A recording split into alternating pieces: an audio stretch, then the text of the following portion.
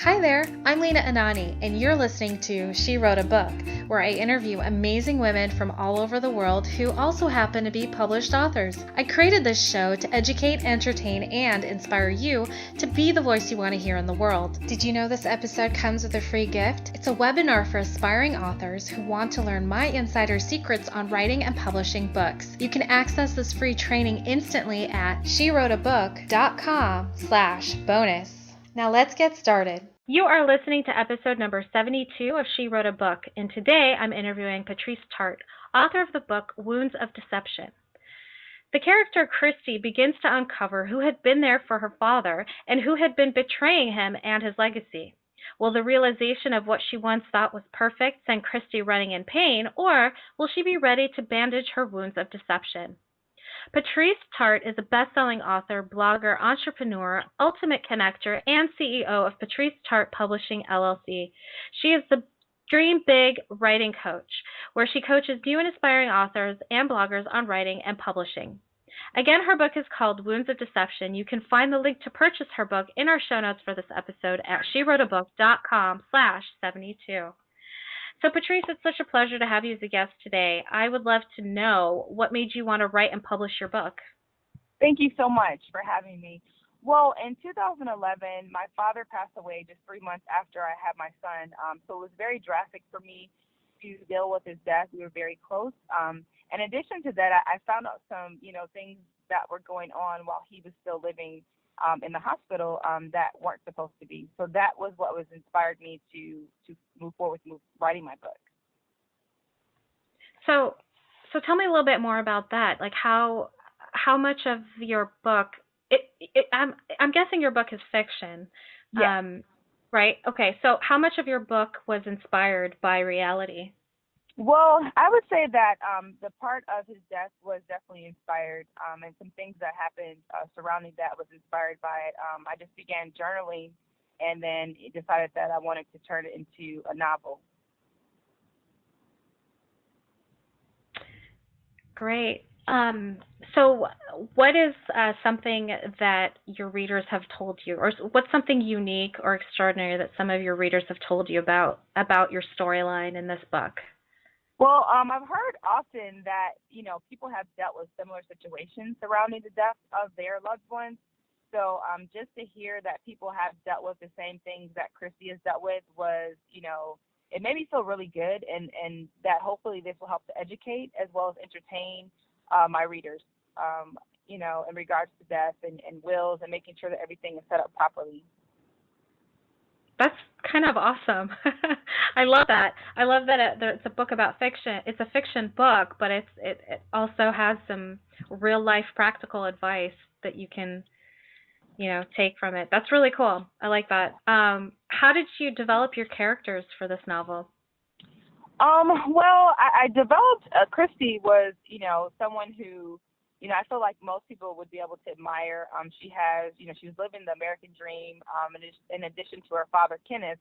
So I think that a lot of people would be able to relate to both characters, just because they're everyday people. They strive for excellence, and, they had a really close father-daughter relationship. Awesome. Very cool. I see that Christie has a hyphenated last name, Whitfield-Adams. I think Yes. that's really cool. That, when as a writer, I never really think to go with a hyphenated last name for characters. So what made you do that? It's pretty unique. I like it. Thank you. I'm not really sure. I think that I like both of those last names, and so I was like, okay, Whitfield Adams is it seems to be a very strong name.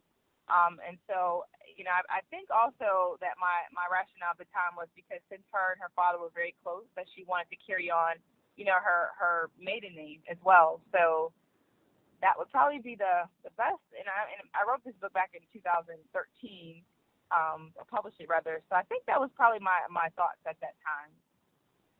I like it. It expresses her character as being independent. Someone who wants to own a part of herself while I like it. I like that just the fact that she has a hyphenated last name tells me a little bit about her character. It's really cool. Sorry, I'm geeking out over this right now. I don't know why. Awesome. So what was your biggest challenge putting this story together? The biggest challenge for me was just being able to, because there's 25 chapters, just being able to write a full novel, and this is my debut novel, so this is my first time writing. But being able to take what I was journaling and turning that into, chapters that would have substance and that would give the reader, not only entertainment, but something that they could really, or possibly relate to if they've dealt with a similar situation. So I think that would have been the biggest thing, and just making sure that I finish it, because a lot of times people write books and they don't carry it all the way through to the end to get it published. Yeah, that's a very good point. How long did it take you to complete this book from start to finish? Well, I started in 2011. I would say I think it was around the middle of 2011, and I at that time it was just really journaling. I really didn't pick up the actual like turning into a book until like 2012 and, getting my chapters and everything together. But I'm trying to think overall, maybe I guess you could say up to 9 months, close to a year. I mean, I wasn't doing it like, every day. I would just take bits and pieces and work on it as I was able to. But yeah. What made you decide to write a novel instead of nonfiction?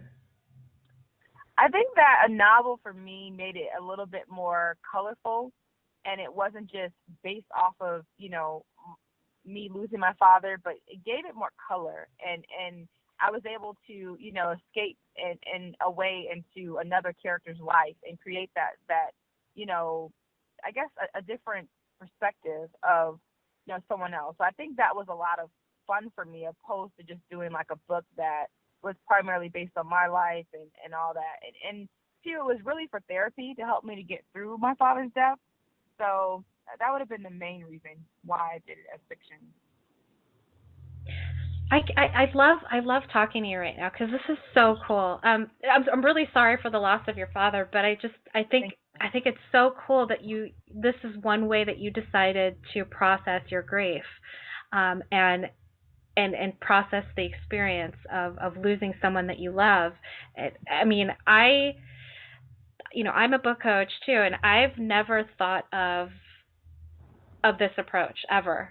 And I think it's really cool and unique. And if anyone's listening right now and they've lost a loved one, I'd love it if they consider, following in your footsteps, because this is so unique, and for me, at least, it's unique for me. I've never seen this before, and I think it's incredible.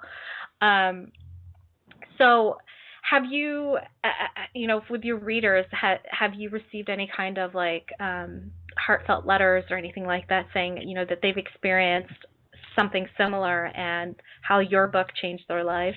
And if so, how?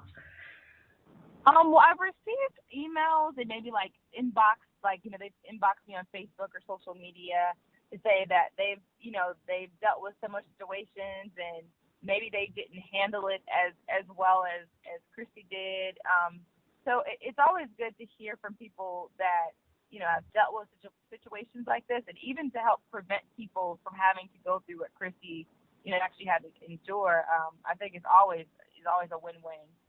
Just, as a writer, to be able to say, okay, hey, I helped inspire this person to, maybe do like, I guess, I don't know if you want to call it like end of life planning and things like that, so that everything is well prepared, and it's always good to hear those type of stories. Absolutely.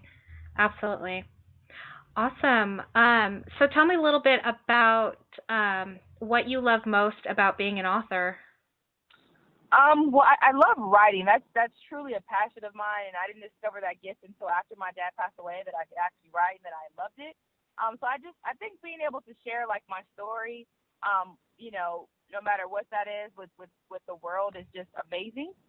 Because there's a lot of people that want to write and they just don't know, how to go about doing it, or they just don't have the skill set. So I truly enjoy just being able to put like whatever thoughts I have and, creating stories and things like that down on paper and sharing that with everyone. Can you tell me a little bit about your journey, like how you went from I'm hearing some background noise. Okay. Patrice, I'm going to have to edit that out. Let me make a note to edit that out. Oh. Shoot. Okay. I'll just go ahead and wrap it up then. Okay, great, Patrice. Thank you so much for being our special guest today. We will have a link to your book in the show notes for this episode, and our listeners can find that at SheWroteABook.com/72 to learn more about our author and her awesome book. So thanks again, Patrice. It's been a pleasure. Thank you.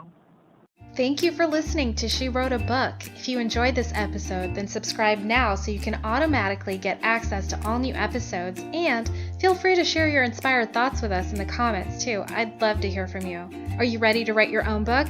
Get started now with my quick and concise webinars so you can learn my insider secrets on writing and publishing your own book. Claim your free gift now at SheWroteABook.com/bonus.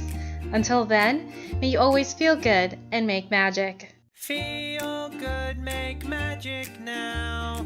Lena, Anani will show you how. Ignite that wisdom inside of you and show the world what you do. To publish, write, and promote, learn the best way to go. Oh,